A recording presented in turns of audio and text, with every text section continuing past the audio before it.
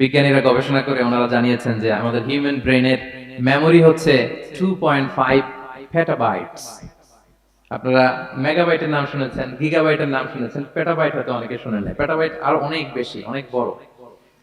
তো এক পেটাবাইটে হয় 1 মিলিয়ন গিগাবাইট। আই রিপিট, এক পেটাবাইটে হয় 10 লক্ষ গিগাবাইট। তার মানে আমার আর আপনার যে হিউম্যান ব্রেন, এই ব্রেনের ক্যাপাসিটি হচ্ছে 25 লক্ষ গিগাবাইট। সুবহানাল্লাহ, এত আসতে 25 লাখ গিগাবাইট আমাদের ব্রেনের মেমোরি বা স্টোরেজ। আচ্ছা বলেন, আপনাদের এই যে আইফোন মোবাইল, এটাতে মেমোরি কত? 256 জিবি ম্যাক্সিমাম, ম্যাক্স 256 জিবি। আচ্ছা গেল। এরপর আমাদের ল্যাপটপ গুলোতে মেমোরি স্টোরেজ কত ম্যাক্সিমাম? সাধারণত 500 জিবি, যারা খুব বেশি নেয় হয়তো 1000 জিবি, 1 টেরাবাইট, তাই না? এই তো। তাহলে আমাদের ল্যাপটপ গুলোর মেমোরি স্টোরেজ হচ্ছে 1000 গিগাবাইট। তাতে সারা দুনিয়াটাই যেন এটার ভিতরে ঢুকিয়ে রাখা যায়, ঠিক কিনা? কিন্তু আল্লাহ তাআলা আমাদের কিছু দয়া করে ব্রেন দিয়েছেন, এটার মেমোরি ক্যাপাসিটি হচ্ছে 25 লক্ষ গিগাবাইট। আল্লাহু আকবার। এবং আপনি শুনলে অবাক হবেন, এই ব্রেনের ভিতরে আল্লাহ তাআলা অনেক নিউরন দিয়েছেন, মানে স্নায়ু কোষ, যে নিউরন গুলো ব্রেনের মেসেজ গুলো, ইনফরমেশন গুলোকে ট্রান্সমিট করে। আমাদের ব্রেইনে এই স্নায়ু কোষের সংখ্যা বা নিউরনের সংখ্যা মোর দেন 100 বিলিয়ন, মানে 10,000 কোটিরও বেশি। তো আমরা যত বেশি চিন্তা করি, যত বেশি ব্রেইন খাটাই, আমাদের এই স্নায়ু কোষগুলোর মধ্যে সংযোগায়ন বাড়ে, মানে নিউরন কানেক্টিভিটি বাড়ে। এই ব্যাপারে পৃথিবীতে সবচেয়ে বড় স্পেশালিস্ট হচ্ছে ডক্টর হার্বার্ট বানসন, হার্ভার্ড ইউনিভার্সিটির একজন অ্যাসোসিয়েট প্রফেসর। তো তাকে জিজ্ঞেস করা হয়েছিল মানুষের এই নিউরন কানেক্টিভিটি সর্বোচ্চ কত হতে পারে, একজন মানুষ যত চিন্তা করুক, যত ব্রেন খাটাক, কত হতে পারে। তো সে গবেষণা করে বলেছিল 25-এর ডান দিকে 30টা শূন্য বসালে যত হতে পারে, একটা মানুষের মাথার স্নায়ুগুলোর সংযোগায়ন বা নিউরন কানেক্টিভিটি ঠিক তত হতে পারে। 25-এর ডান দিকে কয়টা শূন্য? 30টা। এটা আমি কি দিয়ে বলবো? হ্যাঁ, মিলিয়ন, বিলিয়ন, ট্রিলিয়ন, জিলিয়ন, ফিলিয়ন, অক্ট্রিলিয়ন সব ছাড়িয়ে যাবে। আচ্ছা, সংখ্যাটা কত বড় আমি একটু উদাহরণ দিয়ে বলি। আমরা যে কম্পিউটারের দোকানে গেলে প্রিন্টিং করি না, A4 সাইজের কাগজ আছে না? একটা হিউম্যান ব্রেইনে যত পরিমাণ নিউরন কানেক্টিভিটি হতে পারে, তত পরিমাণ সাদা কাগজ যদি আপনাকে দেয়া হয়, A4 সাইজের সাদা কাগজ দিয়ে যদি বলা হয় যে এটা টেবিলের উপর রাখেন, ইন্টারন্যাশনাল ইয়ুথ সেন্টারের এই টেবিলের উপর এই কাগজগুলো রাখেন, আপনি কাগজগুলো রাখতে শুরু করবেন। কাগজের স্তূপ উঁচু হতে হতে হতে হতে এই টাওয়ার ছাড়িয়ে, আকাশ ছাড়িয়ে, বাতাস ছাড়িয়ে, মহাকাশ স্টেশন ছাড়িয়ে, নাসার বিজ্ঞানীদের নাগালে আসা প্রথম আকাশের যত দূর বিজ্ঞান যেতে পেরেছে, এই যে জেমস ওয়েব টেলিস্কোপ 34 কোটি বছর আগের ছবি, স্থির চিত্র আমাদেরকে পাঠিয়েছে, যত দূর মানুষের নাগালে এসেছে। কাগজের স্তূপ এরকম উঁচু হতেই থাকবে, তারপরেও অনেক কাগজ আপনার হাতে থেকে যাবে। তার মানে কি পরিমাণে নিউরন কানেক্টিভিটি আমাদের ব্রেনে সম্ভব। তো এখন দ্য কোশ্চেন রাইজেস, প্রশ্ন হচ্ছে আমরা আমাদের ব্রেনকে ওইভাবে খাটাই কিনা, ব্রেনটাকে কাজে লাগাই কিনা।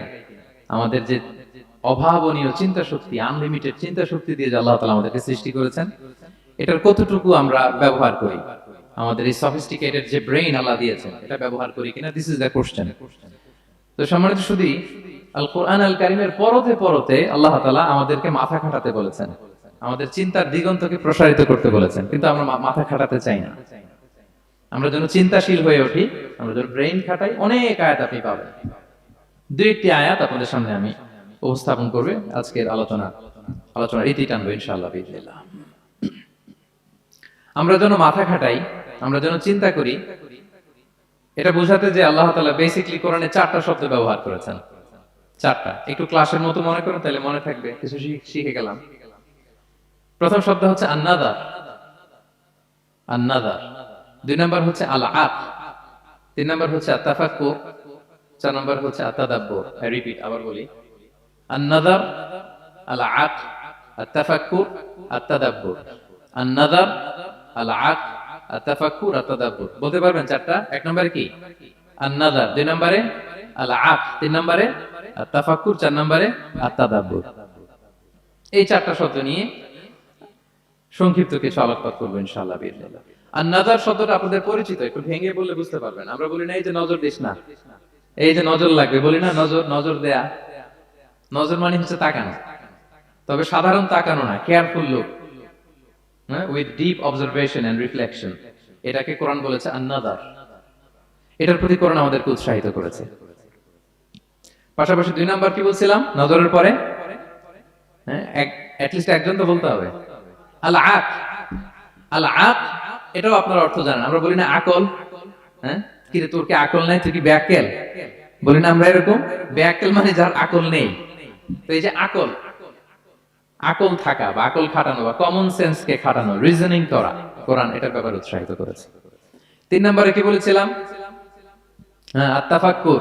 এই যে ইউআই এর স্টুডেন্ট পাওয়া গেছে তো, ওনারা বলতে পারতেছে আত-তাফাক্কুর। আত-তাফাক্কুর শব্দটা আসছে ফিকির থেকে। ফিকরা, ফিকির। ফিকির তো বোঝেন নাকি? আমরা বলি না যে ফিকির করতে হবে। তো আত-তাফাক্কুর মানে ক্রিটিক্যাল থিংকিং, বিশ্লেষণধর্মী চিন্তা করা। আর সর্বশেষ হচ্ছে আত-তাদাব্বুর। আর তাদাব্বুরটা কোরআনের সাথে জড়িত, কোরআনের পেছনের গল্পগুলো খুঁজে বের করা। আর তাদাব্বুর শব্দটা এসেছে আরবি শব্দ দুবুর থেকে। দুবুর, দুবুর মানে কি? পেছন। তো কোরআনের কোন একটা আয়াতের পেছনের গল্পটা কি, পেছনের রহস্যটা কি, এর নেপথ্যে কি, এর গুরু রহস্য কি, এটাকে বের করা। এই 4টা ব্যাপারে কোরআন অনেক এমফাসাইজ করেছে। তো এই 4টা নিয়ে আমরা কথা বলি। প্রথমে কি বলেছিলাম? প্রথম শব্দটা আন-নাযার। সবাই বলেন তো প্রথম শব্দটা কি? আন-নাযার। নজর মানে কি?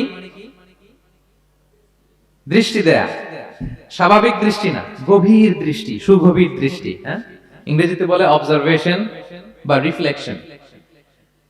তা আমরা যেন শুধু ফেল ফেল করে তাকিয়ে না থাকি। আল্লাহ বলেছে তাকালে তাকানোর মতো তাকাবা, গভীর দৃষ্টি দিবা। আল্লাহ বলেন আফালা ইয়ানজুরুনা ইলাল ইবিলি কাইফা খুলিকাত ওয়া ইলাস সামাই কাইফা রুফিআত ওয়া ইলাল জিবালি কাইফা নুসিবাত ওয়া ইলাল আরদি কাইফা সুতিহাত। আল্লাহ বলেন ওরা কি নজর দেয় না? আফালা ইয়ানজুরুনা, নজর থেকে ইয়ানজুরুনা ইলাল ইবিলি, ওরা কি উটের দিকে তাকায় না?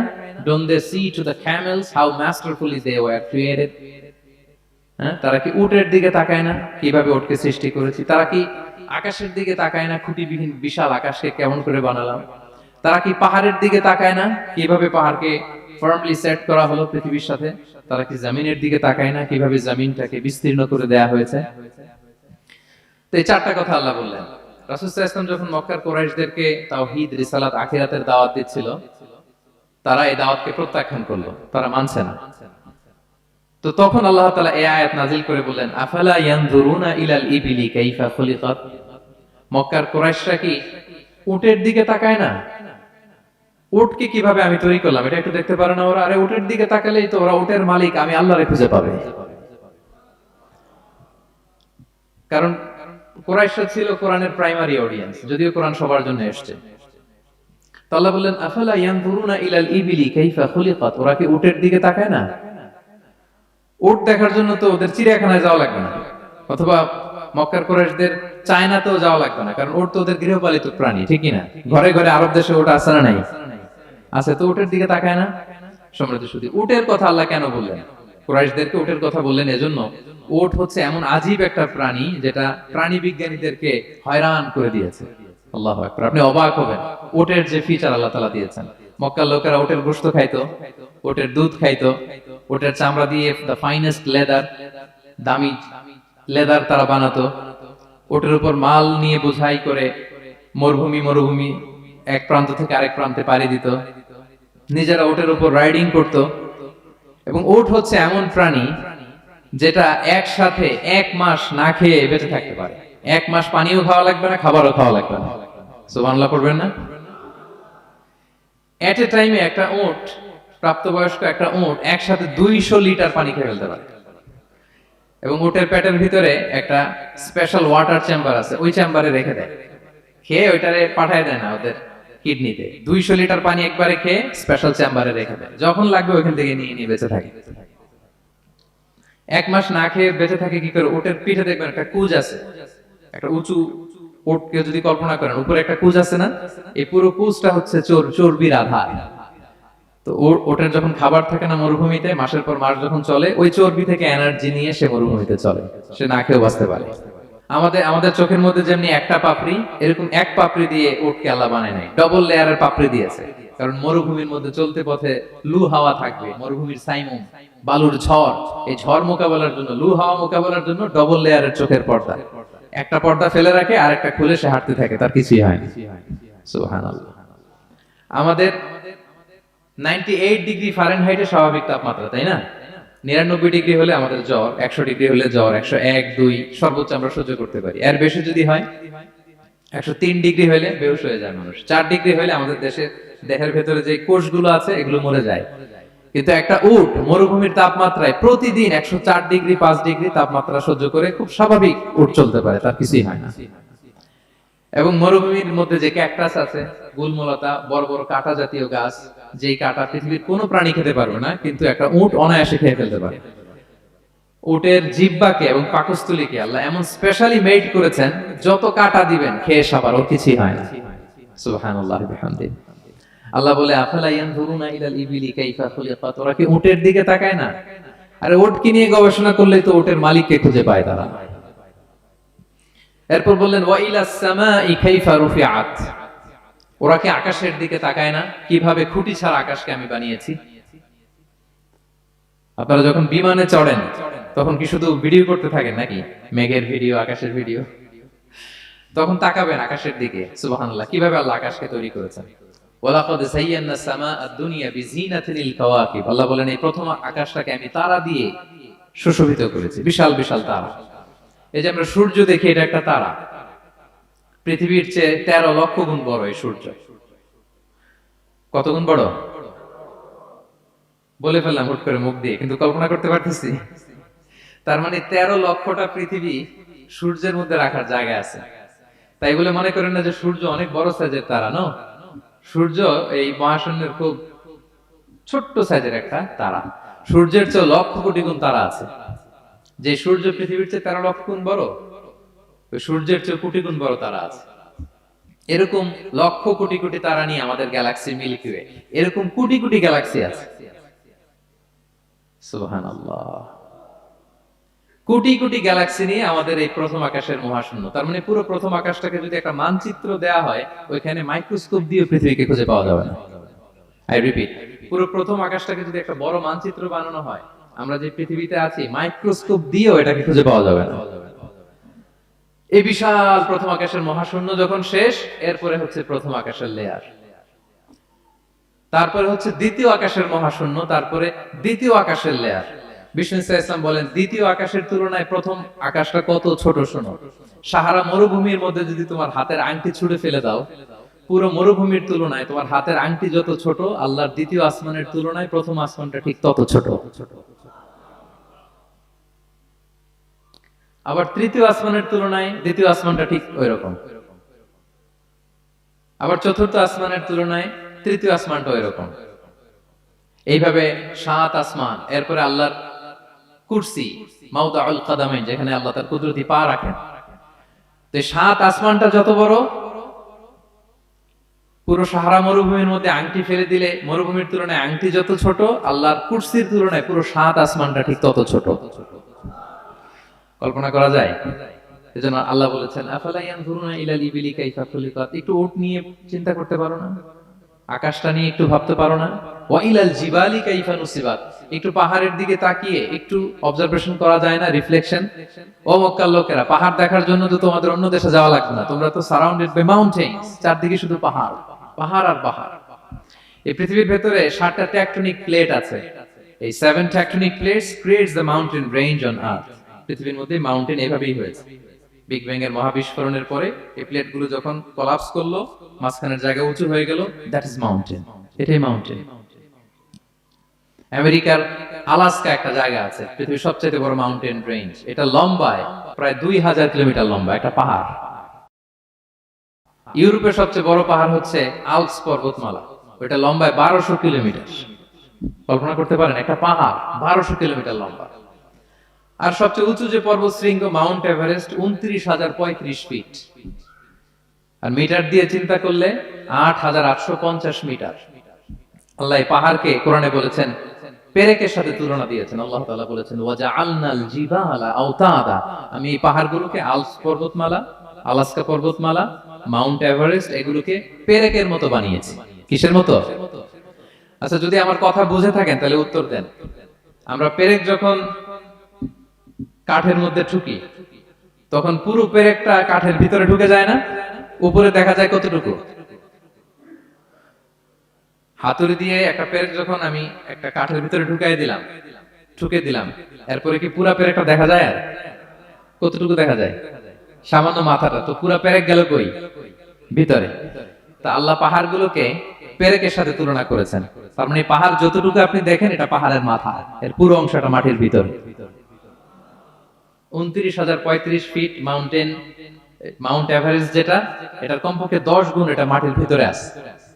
আলাস্কা পর্বতমালা বাইরে যদ্দূর, 10 গুণ ভেতরে। আলস পর্বতমালা বাইরে যদ্দূর, 10 গুণ ভেতরে। তুর পাহাড় বাইরে যদ্দূর, 10 গুণ তার ভেতরে। আল্লাহু আকবার। এজন্য আল্লাহ বলেন ওয়াইলাল জিবালি কাইফা নুসিবাত, ওরা কি পাহাড়ের দিকে তাকায় না কিভাবে এই পাহাড়গুলোকে আমি তৈরি করেছি। আল্লাহ যখন এই পৃথিবী সৃষ্টি করলেন, পৃথিবীর মধ্যে ভাইব্রেশন হচ্ছিল, কাঁপছিল পৃথিবী। আল্লাহ পৃথিবীর কাঁপাকাঁপি বন্ধ করার জন্য এই পেরেকের মতো পাহাড়গুলোকে পৃথিবীতে ঠুকে দিলেন, কাঁপাকাঁপি বন্ধ হয়ে গেল। এই দৃশ্য দেখে ফেরেশতারা বলে ইয়া রাব হাল মিন খালকিকা আশাদ্দু আলাল জিবাল, আল্লাহ পাহাড়ের এত শক্তি, পৃথিবী কাঁপতেছিল, পাহাড় আপনি ঠুকে দিলেন, পৃথিবীর কাঁপাকাঁপি বন্ধ হয়ে গেল। আপনার সৃষ্টির মধ্যে পাহাড়ের চেয়ে শক্তিশালী কিছু আছে? আল্লাহ বললেন আছে। সেটা কি? আল হাদিদ। আল্লাহ বললেন সেটা লোহা, কারণ লোহা দিয়ে পাহাড় কাটা যায়, ঠিক কিনা? লোহার কথা শুনে ফেরেশতারা অবাক, লোহা পাহাড়ের চেয়ে শক্তিশালী। ফেরেশতারা প্রশ্ন করলো ইয়া রাব্বি হাল মিন খালকিকা আশাদ্দু মিনাল হাদিদ, তাহলে আপনার সৃষ্টির মধ্যে লোহার চেয়ে শক্তিশালী কিছু আছে? আল্লাহ বললেন আছে। কি সেটা? আন্নার, আগুন। কারণ আগুন লোহাকে কি করে? গলিয়ে ফেলে। ফেরেশতারা শুধু অবাকই হচ্ছে। ফেরেশতারা বলে আগুনের চেয়ে শক্তিশালী কিছু আছে? আল্লাহ বলে আছে আল মা, পানি। কারণ আগুনে দাউ দাউ করে জ্বলে ওঠা আগুনের মধ্যে পানি দিলে আগুন অস্তিত্ব হারায়। ফেরেশতারা শুধু অবাকই হচ্ছে। তারা বলে তাহলে পানির চেয়ে শক্তিশালী কিছু আছে? আল্লাহ বলেন আছে আর রিহ, বাতাস। কারণ বাতাস পানিকে একদিক থেকে আরেক দিকে নিয়ে যায়। জলের মধ্যে বায়ুর উচ্ছ্বাস লাগলে জলোচ্ছ্বাস তৈরি হয়, ঠিক কি না? ফেরেশতারা আবার অবাক হয়ে বলে তাহলে বাতাসের চেয়ে শক্তিশালী কিছু আছে? আল্লাহ বললেন আছে। সেটা কি? বলতেছে বনি আদম। ওই মানুষ শক্তিশালী যে গোপনে দান করে, এত গোপনে যে ডান হাত কি দান করলো, বাঁ হাত সেটা টের পায় না। পড়েন সুবহানাল্লাহ। এই লম্বা হাদিস বলার বা বোঝানোর মূল উদ্দেশ্য হচ্ছে আল্লাহ পাহাড়কে সৃষ্টি করেছেন। ওয়া ইলাল জিবালি কাইফা নুসিবাত, পাহাড়কে আল্লাহ তাআলা জমিনের মধ্যে এভাবে সেট করেছেন। আল্লাহ বলে ওরা কি একটু পাহাড়ের দিকে তাকায় না, আকাশের দিকে তাকায় না? ওরা কি একটা উটের দিকে তাকায় না? ওয়া ইলাল আরদি কাইফা সুতিহাত, ওরা কি জমিনের দিকে তাকায় না, জমিনকে কিভাবে আমি বিস্তৃত করেছি। আমরা তো কত চমৎকার মাটি দেখি, তাই না? বীজ রোপণ করে দিলে কি উর্বর জমি, হ্যাঁ, ঘাস লতা পাতা ফলমূল হয়। আসলে পুরো পৃথিবীটাই কি এরকম নরম? না, অনেক স্তর আছে। এই ভূপৃষ্ঠের নিচে আপনি পাবেন পাললিক শিলার স্তর, রূপান্তরিত শিলার স্তর, আগ্নেয়গিরির শিলার স্তর। তার মানে পৃথিবীর ভেতরে দাউ দাউ করে আগুন জ্বলছে, এবং আগ্নেয়গিরির জ্বালামুখ ভেঙে যখন এই অগ্নুৎপাতের লাভা বের হয়, তখন বোঝা যায় পৃথিবীর ভেতরে কেমন আগুন পাওয়া যায়, ঠিক কিনা? তাহলে প্রথম শব্দটা আমি কি বলেছিলাম? আন-নাযার। মনে আছে তো না? প্রথম শব্দটা কি? আল্লাহ বলে তারা কি নজর করে দেখে না কিভাবে আকাশ বানালাম, উট সৃষ্টি করলাম, কিভাবে জমিন বানালাম, কিভাবে পাহাড় বানালাম। তাহলে এই যে নজর বা অবজারভেশন, রিফ্লেকশন, এটার প্রতি আল্লাহ তাআলা আমাদেরকে উৎসাহিত করেছে। প্রথম পয়েন্ট ক্লিয়ার। মোট পয়েন্ট আলোচনা করব 4টা। বলেন তো কয়টা? একটা ক্লিয়ার। 2 নাম্বার কি ছিল দেখি, কার মনে আছে কিনা? আল আকল, রাইট, কমন সেন্স, রিজনিং। আমরা যেন আমাদের কমন সেন্স খাটাই, কোরআনের পরতে পরতে আল্লাহ তাআলা আমাদেরকে উৎসাহিত করেছেন। এবং ইন্টারেস্টিংলি জাহান্নামীরা যখন জাহান্নামে যাবে, তারা কি বলবে জানেন? সূরা মুলকে এসেছে, তারা বলবে ওয়াকালু লাউ কুননা নাসমাউ আও নাআকিলু মা কুননা ফি আসহাবিস সাঈর। তারা বলবে হায় রে, নবীদের কথা যদি মানতাম আর যদি একটু কমন সেন্স খাটাইতাম, তাহলে তো জাহান্নামে আসা লাগতো না। ওই দিনের এই আফসোসে কোনো কাজ হবে? প্রিয় ভাইরা, ওই দিন যত আফসোস করেন কোনো কাজ হবে? তাহলে জাহান্নামীরাও আফসোস করবে হায় রে, একটু যদি আকল খাটাইতাম তাইলে আজকে আর জাহান্নামের আগুনে পোড়া লাগে না। নবীদের কথা যদি শুনতাম আর যদি আকল খাটাতাম, কি খাটাতাম, তাহলে আজকের এই কঠিন অবস্থা আমাদের পড়া লাগতো না। কোরআনের বিভিন্ন আয়াত আল্লাহ তাআলা আমাদেরকে বলেছেন আফালা তাআকিলুন, তোমরা কি আকল খাটাবা না? এই যে দামি কমন সেন্স দিলাম, একটু বুদ্ধি কি খাটাবা না, আকল খাটাবা না তোমরা? এবং কোরআনের একটি আয়াতে আল্লাহ তাআলা বিভিন্ন কসমিক সিম্বলস, ন্যাচারাল ফেনোমেনা এগুলো উল্লেখ করে সবশেষে তিনি বলেছেন লা আয়াতিন লিকৌমি ইয়াকিলুন, নিশ্চয়ই এগুলোর মধ্যে নিদর্শন রয়েছে, সাইন রয়েছে, কাদের জন্য? লিকৌমি ইয়াকিলুন, যারা আকলবান, যারা কমন সেন্স খাটায়। এই আয়াত আল্লাহ কি কি বলেছেন? দীর্ঘ আলোচনা, আমি খুব সংক্ষেপে বলছি। আল্লাহ তাআলা বলছেন ইন্না ফি খালকিস সামাওয়াতি ওয়াল আরদি ওয়া ইখতিলাফিল লাইলি ওয়ান নাহারি ওয়াল ফুলকি আল্লাতী তাজরি ফিল বাহরি বিমা ইয়ানফাউন নাস ওয়া মা আনজালাল্লাহু মিনাস সামাই মিন মাইন ফাহিয়া বিহিল আরদা বা'দা মাউতিহা ওয়া বাসসা ফিহা মিন কুল্লি দাব্বা ওয়া তাসরিফির রিয়াহি ওয়াস সাহাবিল মুসাখখারি বাইনাস সামাই ওয়াল আরদি লাআয়াতিন লিকওমি ইয়াকিলুন। সবগুলো বলে আল্লাহ বললেন এগুলোর মধ্যে নিদর্শন আছে তাদের জন্য যারা কমন সেন্স খাটায়। কি বললেন আল্লাহ? আল্লাহ বললেন আকাশ জমিনের সৃষ্টির মধ্যে, দিবারাত্রির পরিবর্তনের মধ্যে, এই যে 24 ঘন্টার 12 ঘন্টা দিন, 12 ঘন্টা রাত, আহ্নিক গতির কারণে এই যে দিবারাত্রি আমরা পাই, এই পৃথিবীটা তার অরবিটে কক্ষে যেমনি ঘুরে, আবার পৃথিবীটা তার অক্ষেও ঘুরে। যে আপনারা যারা ক্রিকেট খেলছেন এরকম স্পিন বল করেন না? হ্যাঁ, কমন পড়ছে? স্পিন বল করলে বলটা কিভাবে যায় বলেন তো? ঘুরতে ঘুরতে যায়। তো পৃথিবী যখন সূর্যের চারদিকে কক্ষে ঘুরে, ওই ঘোরার মুহূর্তে সে নিজে স্পিনিং হইতে থাকে, ঘুরতে থাকে। ওই স্পিন হইতে তার এক পিঠ থেকে আরেক পিঠে ঘুরতে তার 24 ঘন্টা সময় লেগে যায়। ওইটার কারণে দিবারাত্রি হয়। 12 ঘন্টায় আমরা দিন পাই, 12 ঘন্টায় আমরা রাত পাই। আল্লাহ বলেন এই দিবারাত্রির পরিবর্তনের মধ্যে নিদর্শন আছে। তারপরে সাগরে যে ভেসে বেড়ায় বড় বড় নৌযান, জলযান, আপনারা দেখেছেন কিনা জানি না, এই যে icon of the ocean, Titanic জাহাজের চেয়ে 10 গুণ বড় জাহাজ, আমি দেখে এসেছি পশ্চিমা দেশগুলোতে। এত বিশাল বড় জাহাজ, এটা সামনে দাঁড়ালে এটা দত্তের মতো মনে হয়। মালয়েশিয়াতে তো অনেক কন্ডোমোনিয়ামস, 10-15টা কন্ডোমোনিয়ামস একসাথে জোড়া লাগালে এটা যত বড়, ওই ক্রুজগুলো, জাহাজগুলো এত বড়। এক একটা জাহাজের ভেতরে 3000-4000 হোটেল রুম আছে, 8-10টা রেস্টুরেন্ট আছে, ফুটবল স্টেডিয়াম আছে, থিম পার্ক আছে, বিশাল একটা এন্টায়ার সিটি। এই বিশাল ক্রুজগুলো, Icon of the Sea, Virgin Voyage, Royal Caribbean, এগুলো সাগরের উপর দিয়ে ভেসে বেড়ায়। আল্লাহ বলে ওয়াল ফুলকি আল্লাতী তাজরি ফিল বাহরি বিমা ইয়ানফাউন নাস, সাগরের উপরে বিশাল বড় বড় ক্রুজগুলো ভেসে বেড়ায়, এর মধ্যে নিদর্শন আছে। এরপর আল্লাহ বলেন আমি পানি থেকে সব প্রাণী তৈরি করেছি, ওয়া জাআলনা মিনাল মাই কুল্লা শাইইন হাই, সব প্রাণ এসেছে পানি থেকে। বিজ্ঞান এটাকে কনফার্ম করেছে। তারা বলেছে পৃথিবীর সর্বপ্রথম এককোষী প্রাণীর নাম হচ্ছে অ্যামিবা। অ্যামিবা এসছে, জুপ্লাঙ্কটন, ফাইটোপ্লাঙ্কটন, ব্যাকটেরিয়া প্লাঙ্কটন, এভাবে স্পিসিস গুলো ডেভেলপ করেছে। আল্লাহ বলে এর মধ্যে নিদর্শন আছে। এরপর আল্লাহ তাআলা বলেছেন মৌসুমী বায়ু, এই যে বায়ুর প্রবাহ, এতে নিদর্শন আছে। আর আকাশ জমিনের মাঝখানে যে মেঘমালাগুলো ভেসে বেড়ায়, এই সবগুলোর ভেতরে নিদর্শন আছে। কাদের জন্য? আল্লাহ বলেন লা আয়াতিন লিকওমি ইয়াকিলুন, তাদের জন্য যারা আকল খাটায়, যারা কমন সেন্স খাটায়। সুবহানাল্লাহ পড়বেন না? এজন্য বিমানে যদি আপনারা উইন্ডো সিট পান, কি করবেন আজকে থেকে বলেন? উইন্ডো সিটের পাশে বসে বসে রিল দেওয়ার জন্য ভিডিও মেক করব। কি করবেন? হ্যাঁ, আল্লাহর নিদর্শন দেখব, কত ক্ষুদ্র আমি, কত নগণ্য আমি, কত তুচ্ছ আমি, এটা বুঝবার চেষ্টা করব। তাহলে 4টা পয়েন্টের 2টা চলে গেল, একটা হচ্ছে নাযার আর একটা হচ্ছে আল আকল। 3 নাম্বার কি ছিল? একজন বলতে হবে। আত-তাফাক্কুর। আত-তাফাক্কুর মানে ক্রিটিক্যাল থিংকিং। ক্রিটিক্যাল থিংকিং করা। আল্লাহ যে আমাদেরকে ব্রেন দিয়েছেন, এটা দিয়ে ক্রিটিক্যাল থিংকিং করা, ব্রেনটাকে কাজে লাগানো, গড্ডালিকা প্রবাহে ভেসে না বেড়ানো, ব্রেনটাকে আমরা যেন কাজে লাগাই।